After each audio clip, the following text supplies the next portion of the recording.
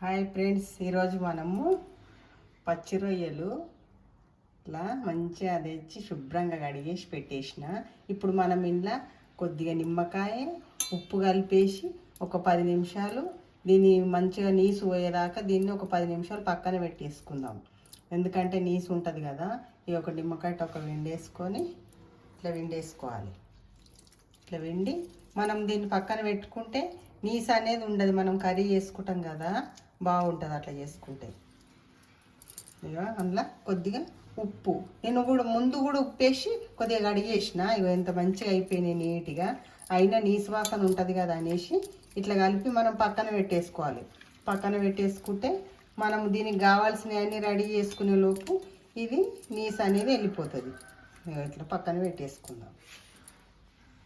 ఇక ఉల్లిపాయలు కూడా సన్నగా కట్ చేసి పెట్టేసుకున్నా. మనం ఈ ఉల్లిపాయలను మంచిగా వేయించుకొని మిక్సీ పట్టేసుకుందాం. టమాటా ఉల్లిపాయలు మిక్సీ పట్టేసుకుందాం. మనము ఆలోపు ఇప్పుడు ఇవి ఉప్పు నిమ్మకాయ వేసి దీన్ని కడిగి పెట్టినాం కదా. ఇప్పుడు ఇది కడిగేసుకుందాం. కడిగి మంచిగా ఫ్రై చేసుకుందాం.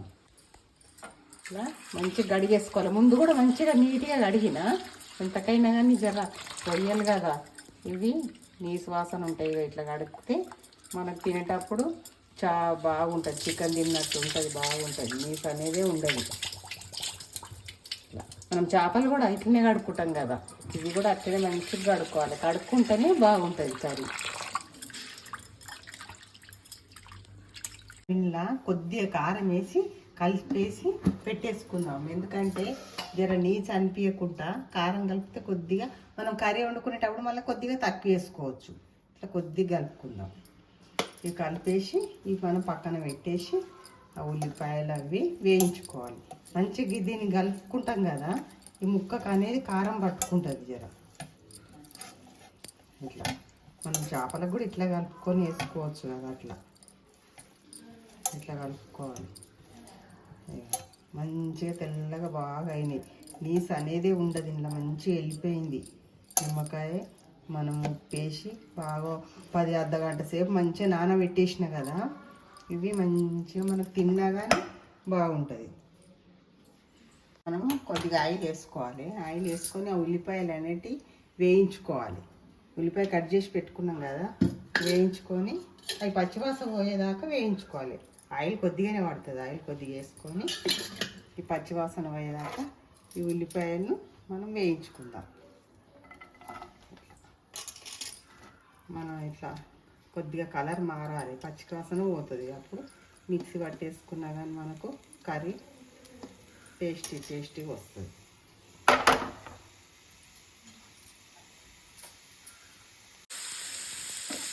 ఇట్లా వేయించుకుంటుండాలి. తొందరగా వేయిపోవాలండి. మనం ఒక చిటికెడు సాల్ట్ వేసేసుకోవాలి. వేసేసుకొని ఇవి వేయించుకోవాలి. తొందరగా మగ్గిపోతుంది. ఉల్లిపాయలు తొందరగా మగ్గిపోతుంది. అప్పుడు మనం మిక్సీ పట్టేసుకుంటే మంచిగా మనం పన్నీర్ కర్రీకి వేసుకుంటాం చూడు, ఆ విధంగా వేసుకోవాలండి. ఈ ఉల్లిపాయలు వేగే వరకు మనం ఈ టమాటా ముక్కలు కట్ చేసి పెట్టినాం కదా, ఇవి మనం మిక్సీ జార్లో వేసుకొని మంచిగా పేస్ట్ పట్టేసుకుందాం. పేస్ట్ పట్టేసుకొని పక్కన పెట్టేసుకోవాలి. ఇట్లా పట్టేసుకోవాలి మంచిగా. ఇట్లా వేగిపోయినాయి.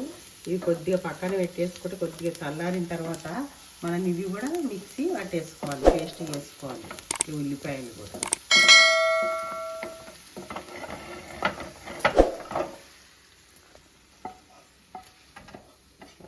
మనం ఇవి కారం కలిపి పెట్టినాం కదా, ఇవి మంచిగా ఇవి వేయించుకుందాం. కొద్దిగా వేసుకోవాలి. ఆయిల్ కొద్దిగా వేసుకొని వేయించుకోవాలి, లేకపోతే ఎక్కువ మిగిలిపోతుంది కదా. ఇట్లా వేసుకొని కొద్దిగా ఆయిల్ వేడైన తర్వాత మనం ఇవి కారం కలిపేసి పెట్టినాం కదా, కారం కలిపిని చిన్న సిమ్ములా మనం కొన్ని వేసుకొని వేయించుకుందాం.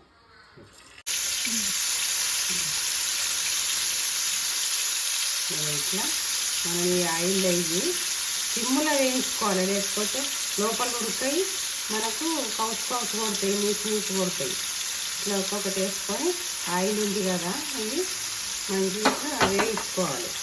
మనం ఎక్కువ ఆయిల్ కూడా వేసుకోవద్దు, అది కూడా ఎక్కువ వేసుకోవద్దు, కొద్దిగా వేసుకొని వేయించుకోవాలి. మధ్య మధ్యలో ఇట్లా కలుపుకోవాలి. ఇట్లా మధ్యలో ఇట్లా కలుపుకుంటుంటే 2 సైడ్లు మంచిగా ఉడికిపోతాయి. ఇట్లా సిమ్ములో పెట్టుకొని ఇట్లా మధ్యలో ఇట్లా తిరలమర్లు వేసుకోవాలి. తిరలమర్లు వేసుకుంటుంటే 2 సైడ్లో ఉడికిపోతాయి. ఎక్కువ పెద్దగా పెట్టుకోవద్దు, సిమ్ములో పెట్టుకోవాలి. ఇవి మంచిగా ఉడికిపోతాయి. ఉడికిన తర్వాత మనం మళ్ళీ వేరే కూడా వేసుకుందాం. ఇది ఉడికిన తర్వాత తీసేసుకొని వేరే ఇట్లా మంచిగా వేగిపోయినాయి. ఇవి మనం పక్కన పెట్టేసుకొని మనము కర్రీ రెడీ చేసుకుందాం. ఇట్లా నూనెలకెళ్ళి అన్నీ మనం తీసేసుకోవాలి. తీసి పక్కన పెట్టుకొని మనం ఇందాక ఉల్లిపాయలు అవన్నీ పేస్ట్ చేసుకున్నాం కదా, అవి మంచిగా ఉడికించుకుందాం. పావులు ఆయిల్ వేసుకోవాలి. దాన్ని సరిపడా వేసుకోవాలి. ఇప్పుడు కర్రీకి సరిపడా వేసుకోవాలి.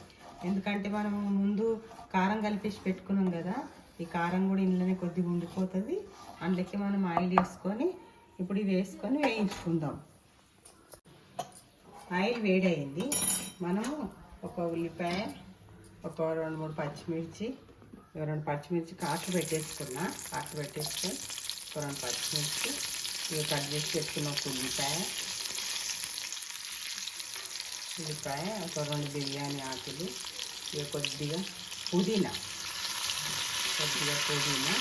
ఇప్పుడు చిన్నకు కొద్దిగా కస్తూరి మెంతి వేసుకున్నాం. కస్తూరి మెంతి వేసుకుంటే స్మెల్ బాగుంటుంది, టేస్ట్ కూడా బాగుంటుంది.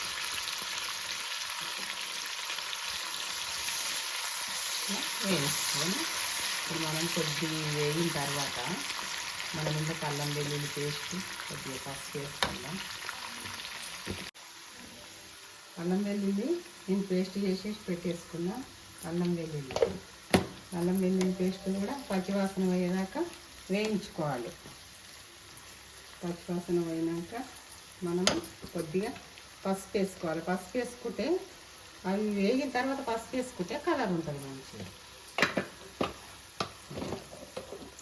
ఇప్పుడు మనం పట్టి పెట్టుకున్న పేస్టులు ఉన్నాయి కదా, పేస్టులు అనేది టమాటాలు కట్ చేసి మనం మిక్సీ గ్రైండ్ పెట్టేసుకున్నాం కదా, ఇది కూడా ఇంకా మంచిగా సిమ్లో పెట్టుకొని ఉడికించుకోవాలి. మంచిగా ఉడికిపోవాలి. ఇట్లా ఉడికించుకోవాలి. ఉల్లిపాయ ఉంది కదా, ఉల్లిపాయ కూడా మనం వేయించి పెట్టుకున్నాం కదా, ఇక అది కూడా ఇంట్లోనే వేసుకొని మనం ఉడికించుకుందాం.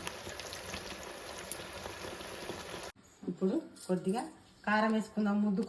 మనము అవి వేయించుకునేటప్పుడు వేసినాం కదా రొయ్యలల్లా, ఇప్పుడు కొద్దిగా వేసుకోవాలి. కొద్దిగా అంటే మంచిగా సరిపడా వేసుకోవాలి. ఉల్లిపాయ తీయగా ఉంటుంది, టమాటా పుల్లగా ఉంటుంది, మన కారం కూడా మంచిగా పడుతుంది. మనం తినేటాత చూసుకొని వేసుకోవాలి. ఇట్లా మళ్ళీ మనం అయిన తర్వాత 4 మీద వేసుకొని చూసుకుంటే మనం తక్కువ పడితే మళ్ళీ కొద్దిగా వేసుకోవచ్చు. ఏముండదు, ప్రాబ్లం ఏముండదు. ఎందుకంటే మీ రొయ్యలు కదా నీసు, ఉప్పు కారం నోటి నిండి ఉంటేనే కూర కమ్మగా ఉంటుంది. లోటుక వేసుకుంటే తినవచ్చు. మధ్యలో ఇట్లా కలుపుకుంటున్నాను. ఇట్లా ఆయిల్ పైకి వచ్చేస్తుంది. ఇది ఆయిల్ పైకి వచ్చేస్తుంటే ఇది ఉడికిపోయినట్టు ఇక మంచిగా ఉడికిపోతుంది. ఇప్పుడు మనము ఇంత కొద్దిగా ఉడికిన తర్వాత మనం వేయించి పెట్టుకున్న రొయ్యలు అనేది టేస్ట్గా వేసేసుకోవాలి. మంచిగా ఉడికిపోతుంది కదా, ఇంకా కొద్దిగా ఉడికితే ఇంకా ఉడికిపోయినట్టే. ఇంకా ఆయిల్ పైకి వస్తుందంటే కర్రీ ఉడికిపోయినట్టే. ఇప్పుడు మనము ఈ వేయించి పెట్టుకున్న ఈ రొయ్యలు అనేది ఇప్పుడు వేసేసుకోవాలి. మంచిగా వేసేసుకొని కొద్దిసేపు మనం నూనె ఇవి ఉడికించుకోవాలి. కొద్దిసేపు ఉడికించుకుంటే ఉప్పు కారము టమాటా పులుపు అనేది మంచిగా ఈ రొయ్యలకు పట్టిపోతుంది. టేస్టీగా అవుతుంది ఇది కర్రీ. మీరు కూడా ఇట్లా ట్రై చేసి చూడండి, చాలా బాగుంటుంది. మనం పులుసు చేసుకొని వండుకోవడమే కాదు, ఇట్లా కూడా ఒకసారి వండుకొని చూస్తే బాగుంటుంది. ఇట్లా వేసుకొని కొద్దిసేపు ఉడకనియాలి. మనం మూత పెట్టేసుకున్నాం. ఇప్పుడు ఇవి ఉడికిపోయినాయి.